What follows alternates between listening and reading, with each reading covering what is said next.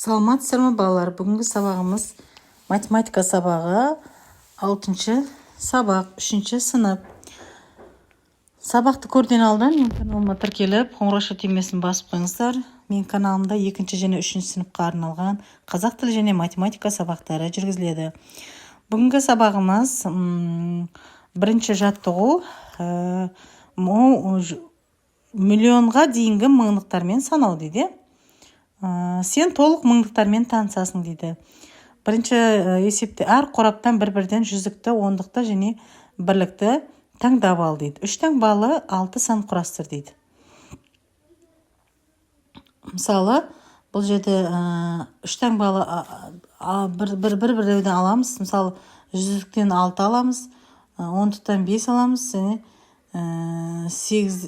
бірліктен 8 аламыз. 658 болады. 658-ді жазылған сандардың барлығын қанша жүздік, қанша ондық, қанша бірлік екенін ата дейді.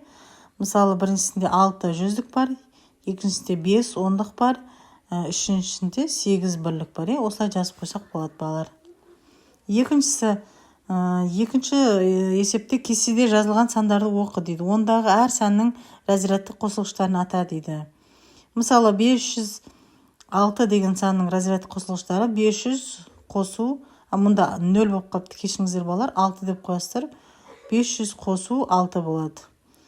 Мен қате жазып жеріппін, 6 деп қойыңыздар. Кейінгісі 42 тең 40 қосу 2 болады. Одан кейінгісі 720 дейді.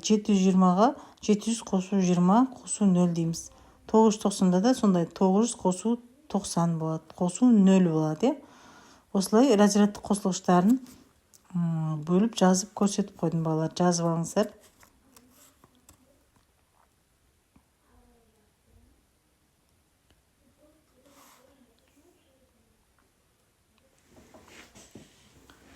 Осылай разрядтық қосылғыштарды жазсақ болады.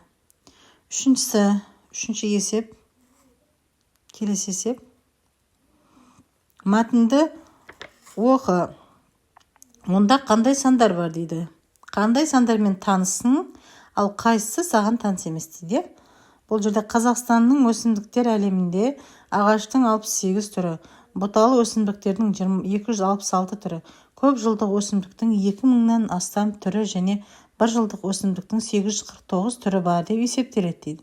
Сіздер бұл уақытқа дейін ондық, жүздікпен таныс болдыңыздар. Бұл жерде таныс сандар 68, 266, 849, ондық және жүздіктер бар. Ал 2000 деген сан бұл сіздерге әрине таныс емес, балалар, енді өтіп жатсыздар. Таныс емес сан бұл жерде 2000 деген сан екен. Мыңдықтармен, 100 мыңдықтармен, 10 мыңдықтармен осылай танысасыздар осы сабақта. Өте көп заттарды мыңдықтармен санайды дейді. Мыңдық жаңа санау бірлігі. Мыңдықтармен бірліктер сияқты санайды дейді. Мысалы, 1 мыңдық, 2 мыңдық, 3 мыңдық деп санасақ болады, балалар.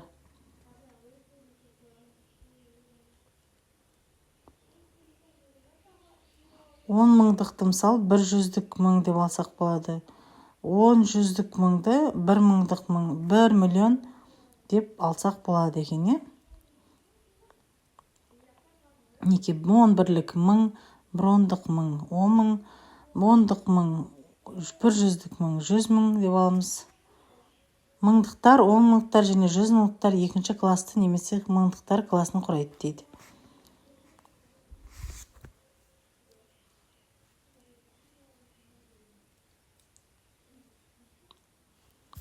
Осылай жазып аласыздар балалар. Мыңдықпен, 10 мыңдықпен, 100 мыңдықпен, миллионмен біз есепте шығарамыз алда. Келесі есеп, 4-ші есеп. Сандарды оқып, олардың моделін тап дейді. Мысалы, сандарды оқимыз. Бірінші сан 124 мың деп тұр. Бұл жерде жүздік 1, мыңдықтардан класынан, ондық 2 домалақ сызған, ал бірліктерден 4 домалақ сызған. Мені көріп тұрсыздар балайы. Екіншісінде 42 мыңды 42 мыңды ондық қана бар. Ондықтан 4 жазамыз, бірліктен 2 жазамыз. Мыңдықтар классына, бірліктер классына барлығы 0-0. Ал 342 деген санда 3 жүздік болады, 4 мыңдық, ондық және бірлік 2 болады. Мыңдықтар классында, бірліктер классында 0-0 барлығы. Ал 24 мыңда ссылкамен көрсетіп қойдым балалар, осылай арқылы көріп алсаңыздар болады. 5-ші есеп, бір таңбалы санның оң жағынан 0-ді жаз дейді. 2-0, 3-0, 4-0, 5-0 қандай сандар пайда болды дейді. Мысалы, бір санның оң жағынан 0-ді жазамыз де, мысалы, бір сан жазсақ, 2-0 жазсақ, неше болады? 100 болады. 3-0 мың болады. 4-0 деген сөз кете береді, 100 мың болады. 5-0 дегеніміз 10 мың болады. 4-0. Ал 5-0 дегеніміз 100 мың болады. 6-0 дегеніміз миллион болады балалар. Осылай есте сақтайсыздар. Әр 0 қосылған сайын жүздіктер, мыңдықтар аса береді.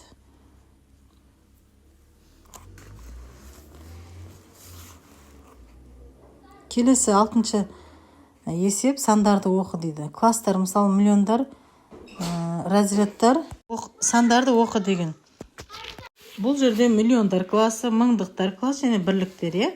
Бірінші класс, мысалы, бұл жерде сан жазылған, қараңыздар, 1.456.000 деп тұр. Бұл жерде 1 миллион 1 дегеніміз бұл миллиондардағы бірлік. Екіншісі мыңдықтардан 456 мың деп тұр. 400 жүздіктегі мыңдық, 56 дегенде 50 ондықтағы мыңдық және 6 деген мыңдықтағы бірлік екен. Ал бірліктер 0-0-0 деп жазылып тұр. Жүздікте, ондықта бірлік. Миллион бұл мыңдық. Ол бір саны және 6 нөлмен жазылады. 1 миллион деп аталады. 1 және 6 0 1 миллион болып саналады. Миллиондар классының бірлігі. Миллион жаңа санау бірлігі, балалар. Көп таңбалы сандарды жоғары разрядтан бастап салыстырады. Мысалы, 15 мың 9 мыңнан 15 мың үлкен, 33 мыңнан 101 мыңнан 101 мың үлкен. 650 мың деп тұрған 65 мың деген жерден 650 мың үлкені болады екен. Келесі есебіміз 7-шісі үлгі бойынша сандар моделін дайында дейді.